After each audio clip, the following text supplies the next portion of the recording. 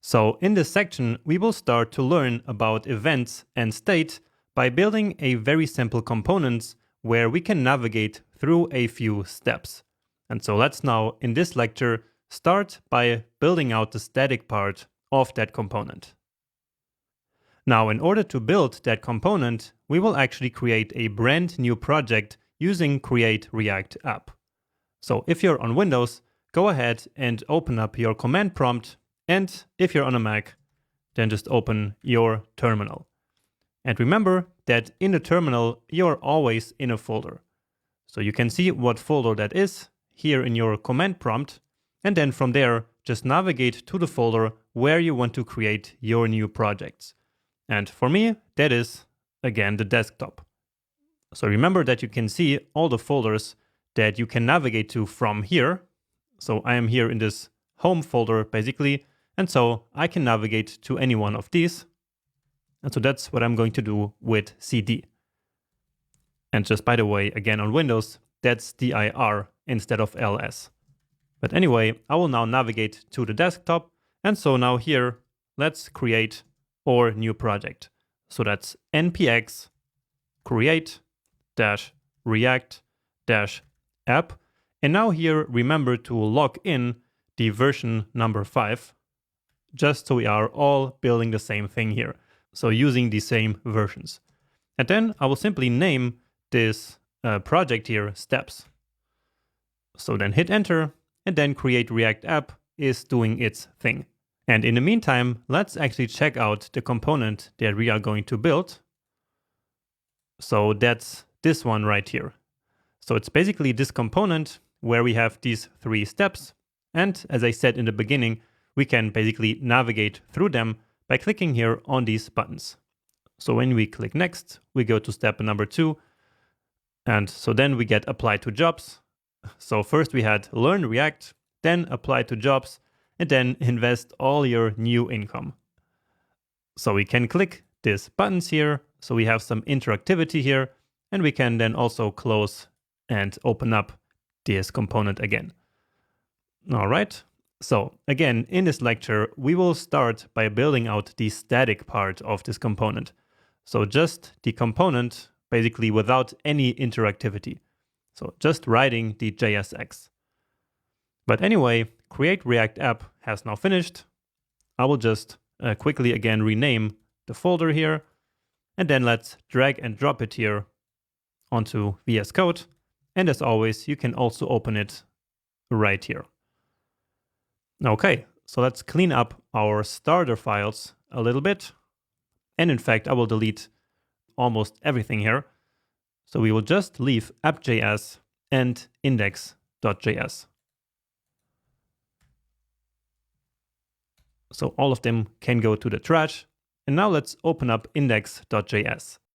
Now this time, we will actually not write all of this here again by hand, because now you already know how that works. And so we can basically keep the code here that Create React App put there for us. We just need to get rid of this part and also of this import. Now we also got rid of the index.css file. So this import right now doesn't work, but I do actually have a CSS file in these starter files. So let's open up the files that we downloaded in the beginning. Then here in the steps starter files, we have these 2.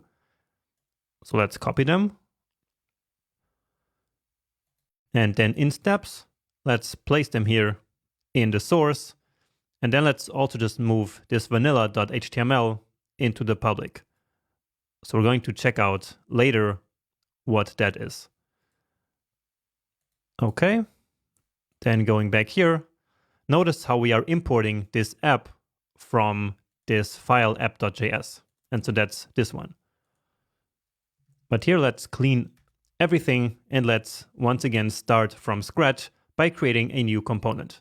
And as always, that component will be the app component. So function app. And so you see that usually we use a component called app as the root component of our application. So basically as a component that is the parent component of all the other components. Let's just return something here. Hello React. And finally, all we have to do is to export this function from here. So export default, so that now index.js can import it here and render it into the DOM. So just, again, like we wrote before by hand, but now we will just leave the code here. Of course, we don't always have to do everything manually. Now let's come here to our integrated VS Code terminal. So just by clicking here, and as you see, this is already automatically in our project folder, or at least it should be. So now there's no need to navigate anywhere. All we need to do to start the project is to run npm start. So this will then automatically open up a new browser tab. And yeah, here it is. So this is the content of our app.js.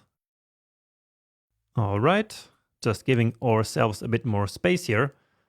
And so you notice that the file name here, app.js, is exactly the name of the component. And so this is going to be a pattern that we will see throughout the course. But anyway, let's now together write the JSX here so that we end up with something like this. Again, just without the interactivity.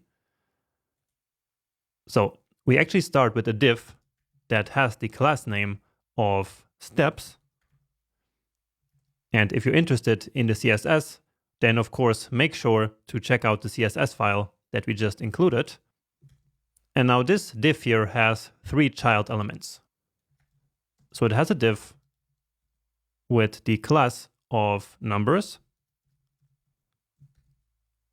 And so here we will have these numbers 1, 2, 3. And now to make this a bit faster, I will just duplicate the code here, which, as I explained to you before, we can simply do with this command here. So copy line down. I think I actually personalized this command right here. So for you, it is probably another one, but you should see which one it is right here. And if you want, you can also personalize all your shortcuts right here. Okay, but anyway, let's now move on to the next one. And here we actually want a paragraph. So a paragraph with the class name of message. Let's just use a placeholder for now. And then finally a div again for the buttons. So here we then will have one button element. Let's see. Yeah, this first one says previous. And then another one which says next. So here, basically we have the numbers, then the message, and the buttons. And so what we have here is already looking pretty close to that. Now the buttons here are not purple, like in the demo, and that's because we will later have another button which should not have that background color. And so let's add those stylings here directly to the 2 buttons. And so with this, we can then also practice again how we add styles to some individual JSX elements. So remember that we do that by passing in basically the style prop into this element. So then we enter JavaScript mode, and then here we can define our object of styles. So background color, and here the color is 7950F2. And also the text color, let's set it to white, which is FFF, and it needs to be a string, of course, since again, this is just a JavaScript object. Now, in case you're wondering why these colors are so nicely highlighted, that's simply because I have this extension called Color Highlight. So a very popular one with 5 million installs. And so if you want to replicate the way this looks, then you can just also install that. But here, let's just copy all of this to make it faster. Next. And yeah, that's looking pretty close. All we are missing now is the highlight here of the current step. So here we are in step number 1, and therefore it is now highlighted with this purple color. And for that, we have yet another class name. So class of active.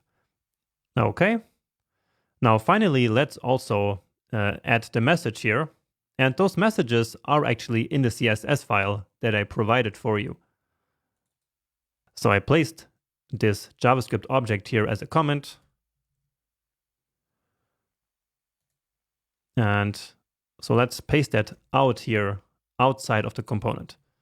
So this data doesn't depend on anything that is inside the component, and so it should be located outside, because otherwise, each time that this function here is executed, this data, so this array, will be created again.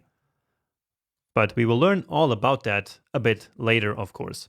So when objects are created and when these functions are executed and so on. So right now we are only learning really how we use these React features, but not yet how they work behind the scenes. So the mechanics of React are still a bit hidden to us. We are only just learning how we use the different features, right? So now we need this message here, basically. So the first element of the array right here, but we're not going to just copy it, right? So we want to read it dynamically.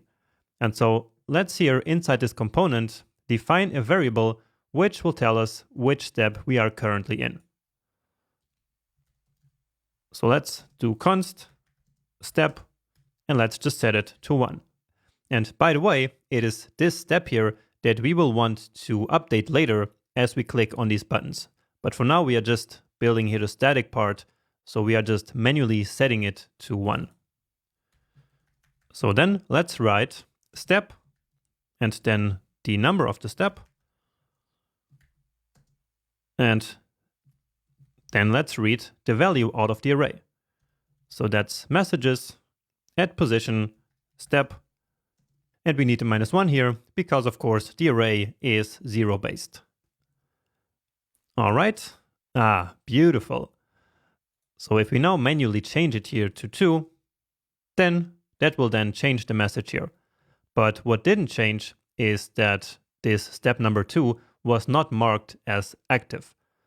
So basically we need to now set the styles here on these elements conditionally.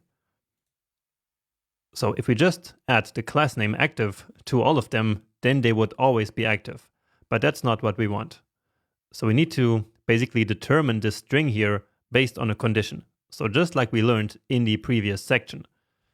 So let's enter JavaScript mode so that we can write a template literal. And so here we will then produce either active or nothing. So let's enter the JavaScript mode basically of the template literal. And then let's just ask if the step is greater or equal 1.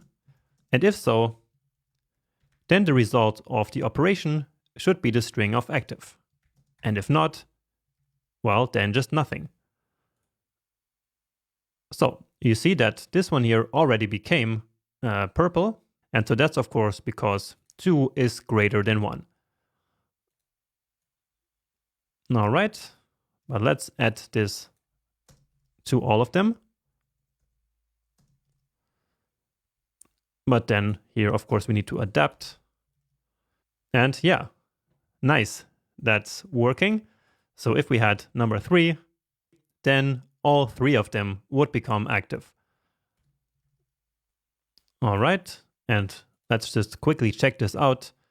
So you see now this one has the class of active, and these ones still have the class attribute because we specified it here, but then there is no string to it. So that's basically just this empty string that we return in these 2 cases. Great, so that's the static part of the application. But of course, we want to now navigate here by clicking on these buttons. So not changing manually here this step variable, right? And so that means that it's now time to learn how we can handle the click events on these buttons. And so that's what the next lecture is going to be all about.